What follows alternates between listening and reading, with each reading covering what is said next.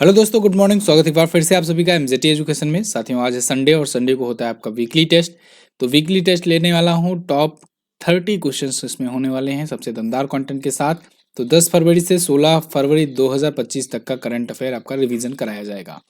Rule वही पुराना है, आपको पहले आंसर देखते जाना है, पहले आंसर करते जाना है, लास्ट में अपना स्कोर कमेंट करके बताना है। इसकी क्विज पीडीएफ आपको एमजेटी ऐप पर मिल जाएगी। MJT app Google play store पर मिलेगा, डाउनलोड कीजिए फ्री पीडीएफ, फ्री क्विज वगैरह के लिए। शुरुआत करते हैं। पहला क्वेश्चन सबसे मोस्ट इंपॉर्टेंट, दिल्ली विधानसभा चुनाव हुआ, इसमें किस पार्टी ने जीत हासिल की? तो इसमें भारतीय जनता पार्टी ने जीत हासिल की। ये तो सबको पता है, सब लोग इसका सही आंसर कर ले जाओगे। लेकिन कितनी सीटें किसने जीती है, ये इंपॉर्टेंट है। तो बीजेपी ने देखो 48 सीटें जीती है, आम आदमी पार्टी ने 22 सीटें जीती है, कांग्रेस पिछली बार की तरह इस बार भी जीरो पर ही रही और अन्य के भी जीरो रहे। टोटल 70 विधानसभा में सीटें हैं, बहुमत के लिए 36 चाहिए होता है। अभी आज जब तक वीडियो रिकॉर्ड कर रहा हूं तब तक बीजेपी ने अपनी तरफ से सीएम नहीं डिक्लेयर किया है, तो यानी अभी सीएम नहीं क्लियर हुआ है। लेकिन आज मोस्ट प्रोबेबली सीएम का अनाउंसमेंट कर दिया जाए। 259 करोड़ की संपत्ति से सकूर बस्ती निर्वाचन क्षेत्र से बीजेपी उम्मीदवार करनैल सिंह ये सबसे अमीर उम्मीदवार रहे, सबसे अमीर विधायक रहे। उमंग बजाज सबसे युवा विधायक रहे। ठीक है, अगला, हाल ही में बिम्स्टेक युवा शिखर सम्मेलन का आयोजन कहाँ किया गया? तो बिम्स्टेक युवा शिखर सम्मेलन गांधीनगर गुजरात में किया गया। ये 7 फरवरी से 11 फरवरी तक आयोजन हुआ गांधीनगर गुजरात में। इस बार की थीम थी youth as a bridge to intra BIMSTEC exchange. केंद्रीय मंत्री डॉक्टर मनसुख मंडाविया जी ने इसका उद्घाटन किया है। बिम्स्टेक का मतलब होता है bay of Bengal initiative for multi sectoral technical and economic cooperation. 1997 में स्थापना हुआ था। 7 सदस्य देश हैं, जिनमें भारत, बांग्लादेश, श्रीलंका, म्यांमार, थाईलैंड, नेपाल और भूटान है। इसके नए अध्यक्ष अभी इंद्रमणि पांडे को बनाया गया है। अगला, क्रिटिक चॉइस अवार्ड 2025 में सर्वश्रेष्ठ फिल्म का पुरस्कार किस फिल्म ने जीता? इसको जीत लिया है एनोरा ने। एनोरा फिल्म इस बार बेस्ट फिल्म अवार्ड जीती हुई है क्रिटिक चॉइस अवार्ड में। यह भी एक प्रकार का फिल्म पुरस्कार समारोह होता है। इसमें बेस्ट एक्टर का खिताब एड्रियन ब्रॉडी ने जीता है, बेस्ट एक्ट्रेस का खिताब डेमी मूर ने, और बेस्ट डायरेक्टर का नाम जॉन एम चू ने जीता हुआ है। क्लियर। और सोगुन जो है ये 4 पुरस्कार जीती है, सबसे ज्यादा पुरस्कार के मामले में ये टॉप पर है। यही कंटेंट इंग्लिश में भी है। अगला क्वेश्चन, किस राज्य के मुख्यमंत्री ने कौशल उदयी टोंगई प्रशिक्षण कार्यक्रम शुभारंभ किया? कौशल उदयी टोंगई प्रशिक्षण का कार्यक्रम, तो इसको शुरू किया है अभी हाल ही में त्रिपुरा के सीएम ने। त्रिपुरा के सीएम जो हैं, यहाँ पर देखिए मनिक शाह, इन्होंने ये अनाउंसमेंट किया है स्किल उदय टोंगई, ठीक है, या कौशल उदय टोंगई। तो 80,000 छात्रों को प्रशिक्षित करने के लिए त्रिपुरा इंस्टीट्यूट ऑफ टेक्नोलॉजी में ये लॉन्च किया गया है। अगला, किस राज्य में उत्तर भारत के पहले हरित हाइड्रोजन संयंत्र की आधारशिला रखी गई? ग्रीन हाइड्रोजन प्लांट, जो कि उत्तर भारत का पहला हो।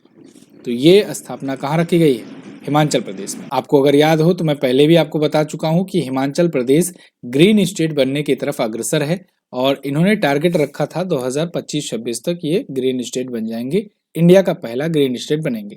लेकिन अब थोड़ा सा इन्होंने बढ़ा दिया है, ये लक्ष्य अपना मार्च 2026 तक कर दिया है इन्होंने। ये 2026 के मार्च महीने तक देश का पहला हरित राज्य बनेंगे। ठीक है, लेकिन हरित राज्य कैसे बनेंगे?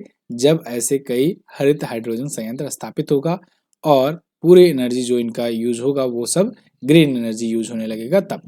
तो 1 मेगावाट क्षमता वाले 9 करोड़ खर्च करके इन्होंने बनाए हैं हाइड्रोजन संयंत्र। पहला हरित हाइड्रोजन संयंत्र है उत्तर भारत का। ओके, सोलन जिले के दभोटा में स्थापित किया गया है। अगला, हाल ही में नवाफ सलाम ये किस देश के प्रधानमंत्री नियुक्त हुए? तो नवाफ सलाम ये लेबनान के प्राइम मिनिस्टर अपॉइंट किए गए हैं। यहाँ पर 2 साल के बाद कोई गवर्नमेंट फॉर्म हुई है। नवाब सलाम पहले भी अनाउंस हुए थे और मैंने तब बताया था जब नियुक्ति की गई थी, लेकिन अब इन्होंने अपनी कैबिनेट का गठन कर लिया है, तो इसलिए चर्चे में आए हैं। 2022 के बाद पहली बार हुआ है जब यहाँ पर कोई सरकार पूरी तरीके से अब काम करेगी।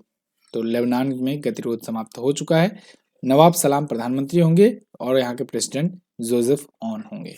अगला, उड़ीसा सरकार ने बीबीपी योजना यानी बेटी बचाओ बेटी पढ़ाओ योजना के तहत इनमें से किस पहल को लागू किया?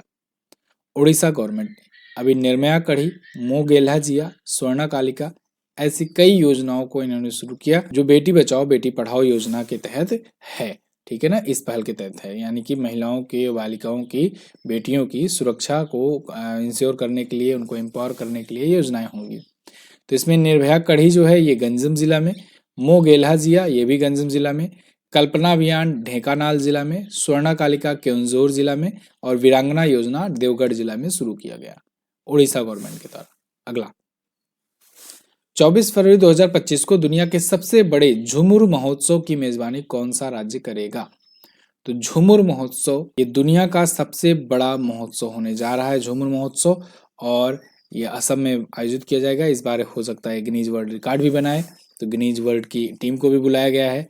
इसमें 7,500 से ज़्यादा नृत्यकार एक साथ नृत्य करेंगे और यही रिकॉर्ड बनने वाला है। तो खैर 24 फरवरी को देखा जाएगा। लेकिन अभी एक और रिकॉर्ड ये इससे पहले बना चुके हैं, सबसे बड़ा बिहू प्रदर्शन करके, बिहू महोत्सव वहाँ पर होता है, तो सबसे बड़ा बिहू महोत्सव आयोजित करके ऑलरेडी रिकॉर्ड बना चुके हैं। देखो ये है झूमर महोत्सव, एक होता है घूमर, ठीक है ना, घूमर, तो घूमर राजस्थान का होता है, और एक होता है झूमर, झूमर जो होता है ये झारखंड का होता है, झारखंड का, ठीक है ना। तो ये पॉइंट्स भी याद रखना, झूमर झारखंड का, घूमर राजस्थान का और झूमर असम का। अगला, इस्पात मंत्रालय में निदेशक किसे नियुक्त किया गया? इस्पात मंत्रालय, केंद्रीय इस्पात मंत्रालय में नए निदेशक होंगे मैमून आलम। यहाँ पर देखिए मिनिस्ट्री ऑफ स्टील के द्वारा एक घोषणा किया गया है कि इंडियन रेवेन्यू सर्विसेज के मैमून आलम जो हैं ये चार्ज लिए हैं director of ministry of steel का। अगला, 5 वर्ष या अगले आदेश तक इनको नियुक्त किया गया है। अगला, हाल ही में आयोजित 19वें अंतर्राष्ट्रीय CSR सम्मेलन में गोल्डन पिकॉक अवार्ड किसने जीता? इसको जीत लिया है कोल इंडिया लिमिटेड ने। 19वां अंतर्राष्ट्रीय CSR सम्मेलन अभी आयोजित किया गया, उसमें गोल्डन पिकॉक अवार्ड मिला है, ठीक है, CSR अवार्ड का। तो CIL यानी कोल इंडिया लिमिटेड के वर्तमान में जो चेयरपर्सन है PM प्रसाद, इन्होंने ये अवार्ड रिसीव किया। ये एक महारत्न कंपनी है, 1975 में स्थापित हुई थी, कोलकाता में हेडक्वार्टर है। CIL का हेडक्वार्टर बड़ा पूछा जाता है। अगला, 11 फरवरी 2025 को भारत के प्रधानमंत्री मोदी जी किस देश या किन देशों की यात्रा पर गए? तो 11 से 13 फरवरी के बीच में 2 देशों की यात्रा किया PM मोदी ने, और उनमें से एक फ्रांस था, फिर दूसरा अमेरिका था। और इस पर मैंने आपको एक वीडियो भी दी है डिटेल में, जब उन्होंने अमेरिका की यात्रा की, ट्रम्प से मुलाकात की, तो बहुत सारे समझौते पर भी बातचीत हुई, तो उसको लेकर के मैंने एक वीडियो दी है, आप उसको जरूर देखिएगा। फ्रांस भी गए थे ये, इमैनुअल मैक्रोन से मिले, उनकी वाइफ से मिले, गिफ्ट इन्होंने दिया, तो ये सब पर भी हम लोग ऑलरेडी बात कर चुके हैं। अभी आगे आने वाले क्वेश्चंस में भी आपको देखने को मिलेगा, ठीक है। तो ये 2 देशों की यात्रा पर अभी गए हुए थे 11 से 13 फरवरी, जिसमें से 11 और 12 फरवरी को तो पहले तो ये फ्रांस गए, इमैनुअल मैक्रोन से मुलाकात किए, और ये पेरिस AI समिट में गए थे। पेरिस AI समिट वहाँ पर होने वाली थी पेरिस में, तो उसमें ही हिस्सा लिए। उसके बाद मर्सिले में एक कंसुलेट, इंडियन कंसुलेट का भी स्थापना किए। उसके बाद ये अगले दिन 12 और 13 को US विजिट पर गए, और US में जाकर के बहुत सारी इन्होंने डील करी डोनाल्ड ट्रंप से, ठीक है। तो ये पूरा डिटेल रहा, लिखित में भी है, इसको भी आप देख लीजिएगा, बहुत इंपॉर्टेंट क्वेश्चन है, इस बात को ध्यान रखना। अगला, बांग्लादेश ने हिंसा से निपटने के लिए कौन सा ऑपरेशन शुरू किया? तो बांग्लादेश ने अपने घरेलू में, देश के अंदर होने वाली हिंसा से निपटने के लिए ऑपरेशन डेविल हंट शुरू किया है। Operation devil Hunt, Mohammad Muizzu उस समय गवर्नमेंट में इस समय सबसे ताकतवर वहाँ पर लीडर हैं, इन्होंने ऑपरेशन डेविल हंट शुरू करके जो हिंसाएं चल रही हैं उनके प्रति एक्शन लेने की घोषणा की हुई है। अभी आपने देखा था कुछ दिन पहले ही, जो पूर्व प्रधानमंत्री थी शेख हसीना, उनके घर पर, उनके पिताजी के घर पर एक अटैक हुआ था, दंगा हुआ था, तो अब उसी को देखते हुए इन्होंने एक प्रकार से डैमेज कंट्रोल करने के लिए, दिखाने के लिए एक ऑपरेशन डेविल हंट लॉन्च किए। अगला, भारतीय सेना ने किस देश के सशस्त्र बलों के साथ संयुक्त सैन्य अभ्यास साइक्लोन आयोजित किया? साइक्लोन, देखो अगर यहीं डेजर्ट साइक्लोन होता, डेजर्ट साइक्लोन अगर होता तब ये दूसरा देश हो जाता, तब यहाँ पर UAE की बात करते, यूनाइटेड अरब अमीरात की, लेकिन यहाँ साइक्लोन की बात की जा रही है, तो साइक्लोन भारत और इजिप्ट के बीच में होता है, मिस्र के बीच में होता है, ठीक है ना। तो भारत और मिस्र के बीच में अभी डेजर्ट साइक्लोन का साइक्लोन का तीसरा संस्करण आयोजित हुआ। डेजर्ट साइक्लोन UAE में होगा, ठीक है। तीसरा संस्करण था, 2023 से इसकी शुरुआत हुई थी, 2023 हुआ, 24 हुआ और अब 25 में हो रहा है, 14 दिवसीय ये। इसके अलावा डेजर्ट वॉरियर करते हैं मिस्र के साथ। अगला, किस भारतीय खिलाड़ी ने ODI क्रिकेट में दुनिया के दूसरे सबसे ज्यादा छक्के लगाने का रिकॉर्ड बनाया? तो ओडीआई क्रिकेट में सबसे ज़्यादा छक्का लगाने का रिकॉर्ड जो है वो है शाहिद अफरीदी के नाम। उनके बाद दूसरे सबसे ज़्यादा छक्के लगाने का रिकॉर्ड आ गया है रोहित शर्मा के नाम। तो रोहित शर्मा ने अभी 338 छक्के कंप्लीट किए। तो ये वर्तमान में दूसरे सबसे ज़्यादा छक्के लगाने वाले हैं। तीसरे नंबर पर क्रिस गेल हैं, पहले पर शाहिद अफरीदी हैं 351 छक्कों के साथ। ओके, लेकिन इंटरेस्टिंग बात यह है कि ये दोनों रिटायर हो चुके हैं और रोहित शर्मा अभी खेल रहे हैं। तो मात्र ये 12-13 छक्के अभी पीछे हैं टॉप पर पहुंचने से। अगला, पैरा तीरंदाजी एशिया कप 2025 में भारत मेडल टेबल में किस स्थान पर रहा? पैरा तीरंदाजी एशिया कप, तो इसमें भारत रहा पहले स्थान पर। पैरा तीरंदाजी एशिया कप ये हुआ थाईलैंड में और थाईलैंड यहाँ पर दूसरे पर रहा। भारत टॉप पर रहा 6 गोल्ड के साथ, 3 सिल्वर 3 ब्रॉन्ज, टोटल 12 मेडल के साथ। दूसरे पर थाईलैंड रहा जो कि आयोजक देश था। 2 फरवरी से 11 फरवरी तक आयोजित हुआ पैरा तीरंदाजी एशिया कप।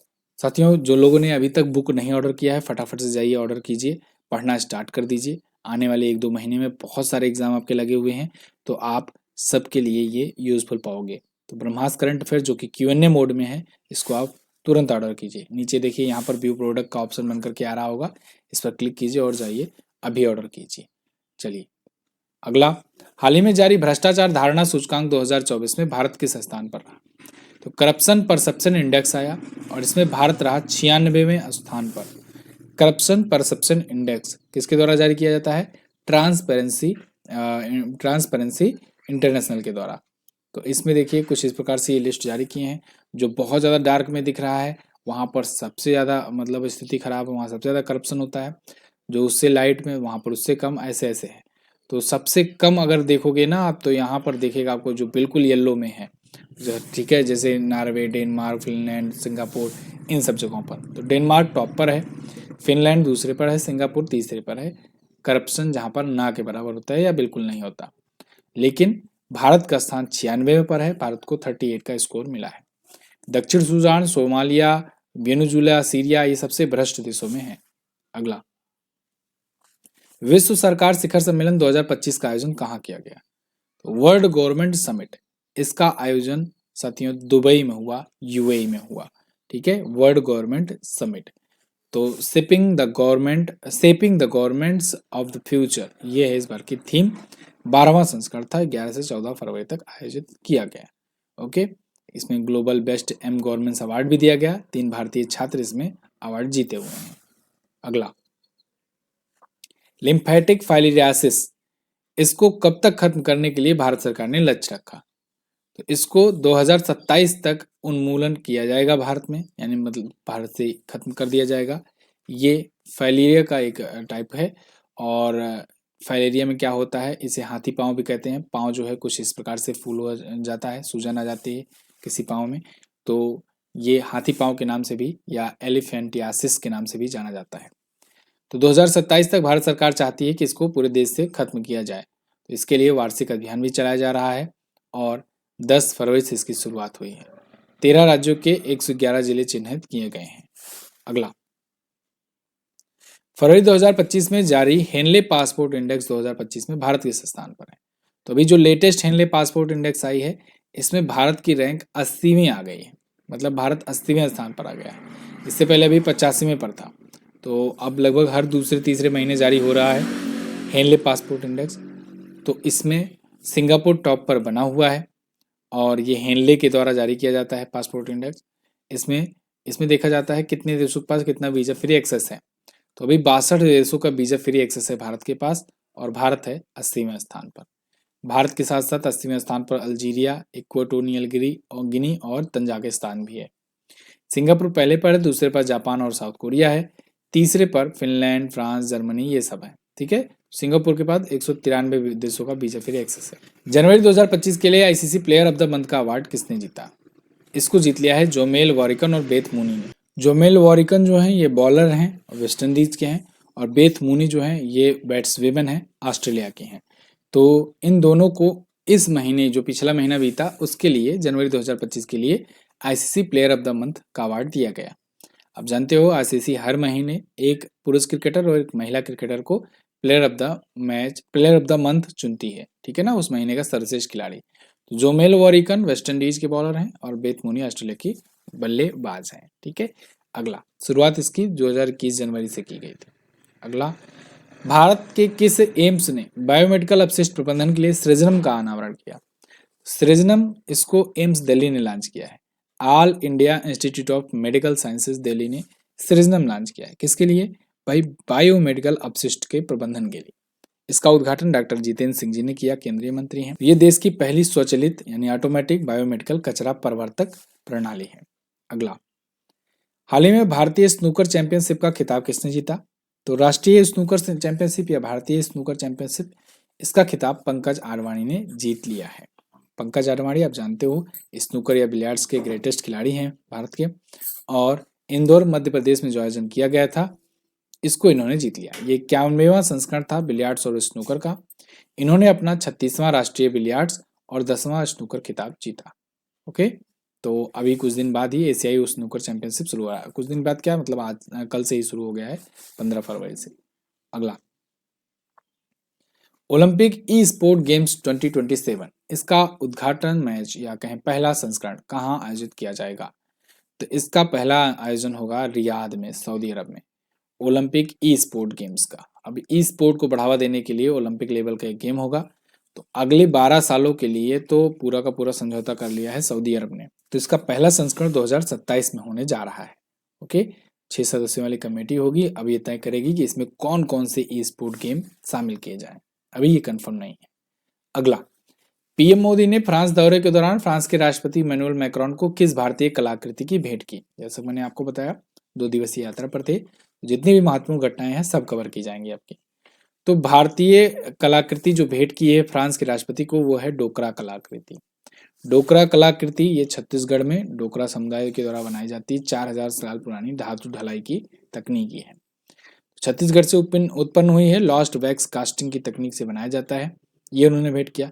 इनकी वाइफ को या कहें फ्रांस की प्रथम महिला को, ब्रिजिट मैक्रोन जो की हैं, उनको राजस्थान में निर्मित हाथ से उकेरा गया चांदी का टेबल मिरर इन्होंने गिफ्ट किया है पीएम मोदी ने। ओके, अगला, लोकसभा ने संसद में कितनी नई भाषाओं में ट्रांसलेशन सेवाओं की घोषणा की? तो लोकसभा ने संसद में 6 नई भाषाओं में ट्रांसलेशन सर्विसेज को मंजूरी दी है। 10 पहले से मौजूद थी, 6 और लैंग्वेज में अब ट्रांसलेशन किया जाएगा। लोकसभा की जो भी कार्यवाही होगी, जो भी बातचीत वहां पर होगी, वो 6 और लैंग्वेज में प्रकाशित होंगी, जिसमें बोडो, डोगरी, मैथिली, मणिपुरी, संस्कृति और उर्दू हैं। इससे पहले 10 भाषाओं में हुआ करता था, असमिया, बंगाली, गुजराती, कन्नड़, मलयालम, मराठी, उड़िया, तमिल, तेलुगु, हिंदी और अंग्रेजी। तो 10 + 6 यानी अब 16 भाषाओं में सब चीजें पब्लिश होंगी। ठीक है, संसद की कार्रवाई। अगला, 38वें राष्ट्रीय खेल 2025 में पदक तालिका में कौन सी टीम शीर्ष पर रही? तो 38वां राष्ट्रीय खेल चल रहा था कई दिनों से उत्तराखंड में। इसमें टॉप पर कौन आया? टॉप पर आई सर्विसेज की टीम, सेना की टीम। ठीक है, सर्विसेज स्पोर्ट कंट्रोल बोर्ड या कहें SSCB। तो SSCB जो है ये सबसे ज्यादा मेडल जीती हुई है। कितना मेडल जीती है?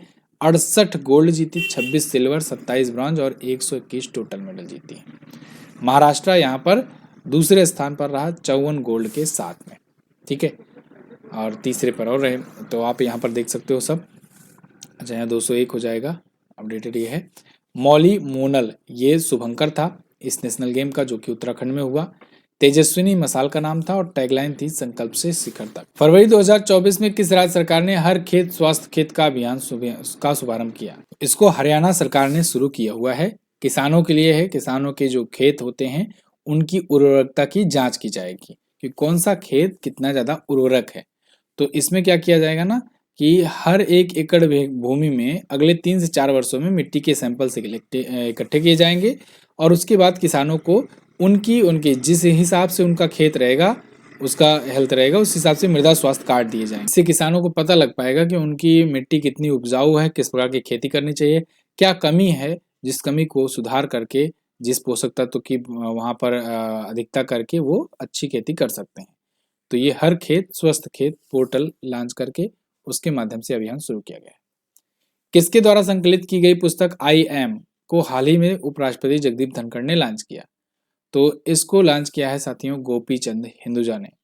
तो जगदीप धनखड़ जो है ये इसके विमोचन करता थे। आई एम पुस्तक इसको कंपाइल किया है गोपी चंद हिंदुजा ने, जो हिंदुजा ग्रुप के अध्यक्ष हैं।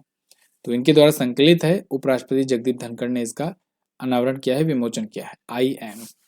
अगला, दक्षिण चीन सागर में सतह से कितनी मीटर की गहराई पर गहरे पानी वाले स्पेस स्टेशन के निर्माण को मंजूरी दी? चीन ने। तो चीन ने दक्षिण चीन सागर में समुद्र तल से 2000 मीटर नीचे स्पेस स्टेशन बनाने को मंजूरी दी है। मतलब सोच रहे हो, पानी के नीचे बनेगा स्पेस स्टेशन। तो 2030 तक ये पूरी तरीके से बनकर चालू हो जाएगा और सतह से 2000 मीटर नीचे यानी 2 किलोमीटर नीचे होगा। 70 बिलियन टन मीथेन हाइड्रेट्स दक्षिण चीन सागर में है। तो सीप सीप इकोसिस्टम को ये बेहतर करके उन पर रिसर्च करेगा।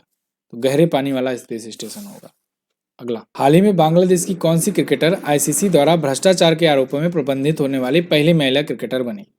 तो बांग्लादेश की सोहेली अख्तर। इन पर 5 सालों का बैन लगाया गया है। 5 साल का बैन इसलिए लगाया गया है क्योंकि ये मैच फिक्सिंग कर रही थी। ये T20 वर्ल्ड कप अभी 2023 का जो हुआ था ना, उसमें मैच फिक्सिंग की हुई थी इन्होंने और इस चीज को इन्होंने कबूला भी है, आरोपों को स्वीकार कर लिया है। तो इन पर 5 साल का प्रतिबंध ICC के द्वारा लगा दिया गया है।